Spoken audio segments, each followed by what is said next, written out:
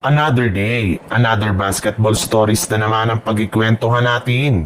At ngayon nga ay ang pag-uusapan natin ang balitang pagkuha ng Los Angeles Lakers kay Quentin Grimes at ang balitang may solusyon na nga daw sa problema ng Golden State Warriors. Hindi pa nga kumpleto ang kasalukuyang lineup ngayon ng Los Angeles Lakers dahil meron pa nga silang tatlong bakanting pwesto. Dalawang regular player at isang two-way player na kailangan nilang kunin sa lalong madaling panahon bago pa man magsimula ang training camp at ang kanilang mga laro sa preseason.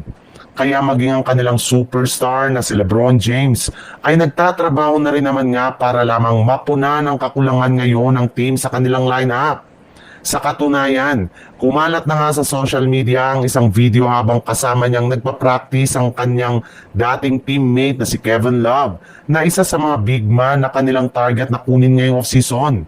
Bukod rin nga dyan, kay Kevin Love, isa rin naman nga sa mga manlalaro na posibleng kunin ngayon ng Lakers ay si Quentin Grimes na kasalukuyang isa pa ring restricted free agent na maaari nilang makuha sa pamamagitan ng isang blockbuster trade gamit sina Dalton Kenneth at Maxi Kleber.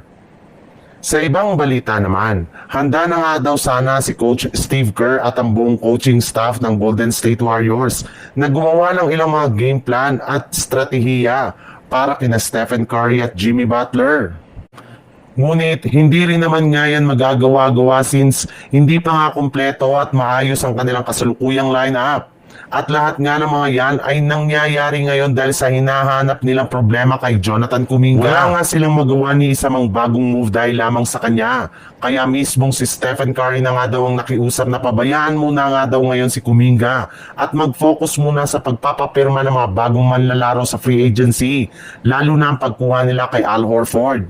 Mas mahalaga nga ito para sa kanilang team dahil once na official na itong makuha, ay makakasama na nga agad siya sa kanilang mga lineup at sa kanilang mga ginagawang practice.